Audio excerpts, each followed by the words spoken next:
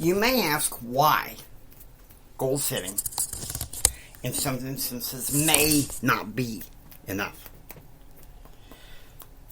But goal setting without a purpose towards growth moves you nowhere. Hi, I'm Jimi Hendrick, and this is From Goals to Purpose on Empower Your Pattern 2.0. There are success patterns to help you receive more, to help you live a better and extraordinary life. I'm Jimi Hendrick.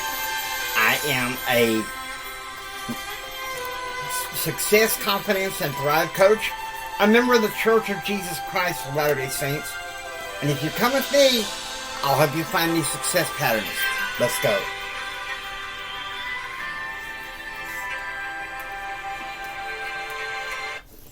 Okay, you guys are in for a treat.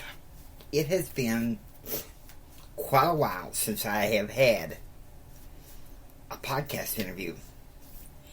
And here in a few moments, you'll be meeting. I'll be meeting. It's a virtual interview with a good friend of mine named Wendell Clark. He is a member of the John Maxwell team. Very strong leader in my local Toastmasters club. And so here in a few minutes, I will connect you with Wendell, and we will talk about goals to purpose. Okay, folks, I'm here with my good friend Wendell, and we're going to talk about how to go from goals to purpose with a growth mindset. Wendell, why is setting goals not enough without having a clear purpose? If you don't have a clear purpose, James, then you tend to get wishy-washy in your goals. You will follow the tangents that you think might lead somewhere, or if you have a definite purpose in your goals, you could make sure that all of your outlooks, all of your actions, all of your plans, all fulfill that purpose. Then you go towards that purpose. And the goals help you get going on. It makes sense to me because one thing I say often in my podcast is we live in a reactive culture that tends to go the whim of the herd. They say they set goals, but it's clear that there's no purpose. Now, another question, Wendell, is how can leaders help people find purpose in their organizations and foster growth? I believe a lot of that stems back from the job descriptions that they hire the people for, the job postings, the people's resumes. If you post a job for a guy who quit after 20 years, who's been doing the same thing as it evolved for 20 years, and his job description hasn't been changed maybe 10 years ago, you're looking at stuff that is not going to be valid for the new hires. The new hires, they're coming out of school, they don't know those old programs, they know what's going on now. As we try to fit our resume to those old programs, we tweak and twiddle so much that the reality is not even there. We may do databases, but now they're doing blog databases as opposed to SQL. If our job descriptions don't match our jobs, don't match our postings, don't match our resumes, the people can never get a good feel for what they're supposed to be doing.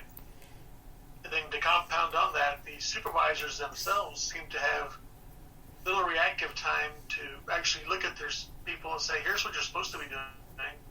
How is it coming across? Are you needing help? Do you need more training? Whatever. The new employee is not going to ask for more training because they're afraid of being replaced. The supervisor is not going to ask him because he's scared of looking less than, ambitious. He's thinking, if I show them that I don't know what they're doing, and they show me they don't know what they're doing, then together we're going to look really stupid and we'll all get replaced. But if you keep a purpose going, like the organizational mission, if I'm here to make the best podcast that I can, then I want someone who knows how to podcast, knows how to control the mics, knows how to control the volumes and stuff on the inputs and the outputs.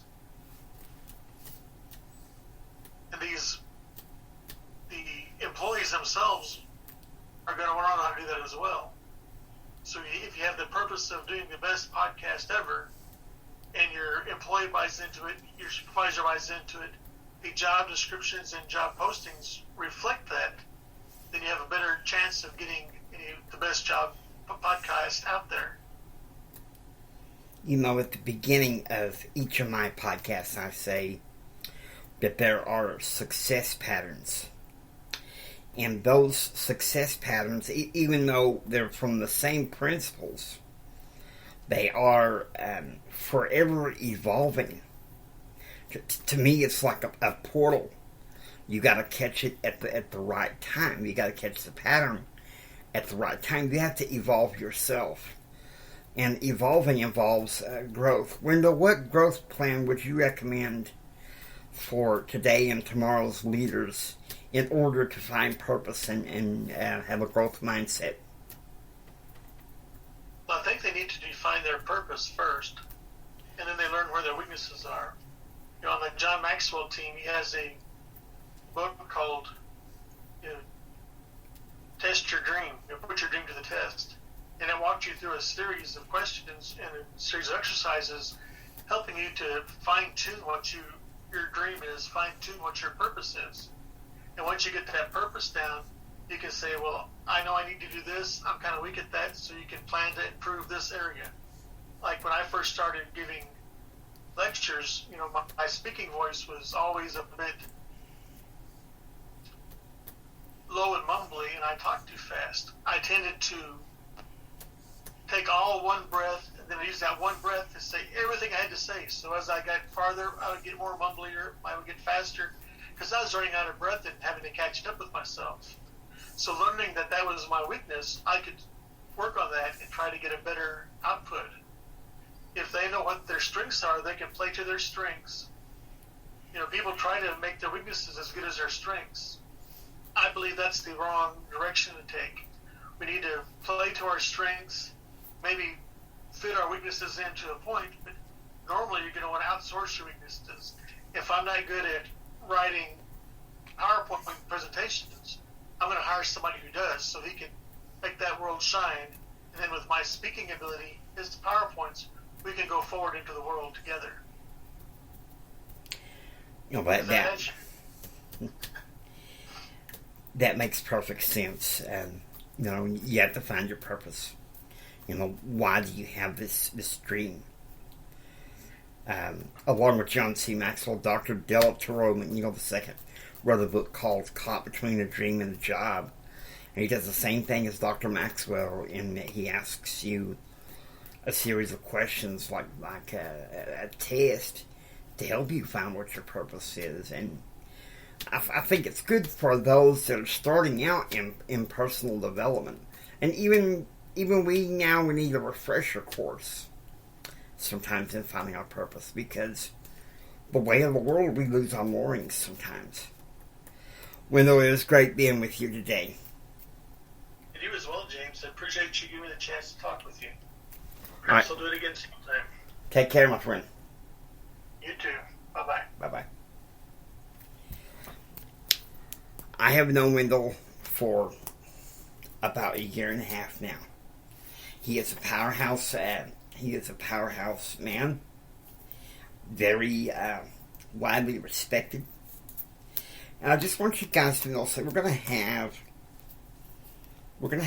a let's meet in the cellar. No, let's meet in the study moment here. So get ready. Okay. You might ask me, Jimmy, how can I find my purpose? Read The Chase Your Dream by Dr. John C. Maxwell. I actually think about getting that book. Read Caught Between a Dream and a Job by Del Toro McNeil II. And most importantly, you know, I always talk about this all the time. All the time. I talk about coming to God and asking Him to help you find your purpose. Because you see, God put you on this earth for a reason. There's no other and no better explanation. No other and better, no better explanation. And so that's why I'm here. This is kind of a hallmark episode in Empower Your Pattern, because we're putting all the stuff together. What I say at the beginning of each episode, I talk about how there is success patterns to help you receive more and live, do, and be more, and to live a better and extraordinary life right now. Not next week, not when you achieve your dream, right now. And I give you the tips on how you got to overcome adversity. Growth and purpose help you overcome adversity. We all know that. Hope you enjoyed listening to Empower Your Pattern 2.0. If you like what you hear, please subscribe. Become a citizen of Pattern Realm. This is Jimi Hendrix saying until next time, don't you just sit there and take it. You build your dreams so you can take it. Do what others don't so you can be what others won't. And do what others don't so you can have what others can't. Do what others won't so you can have what others can't. Choose act and pursue happiness. God bless you guys.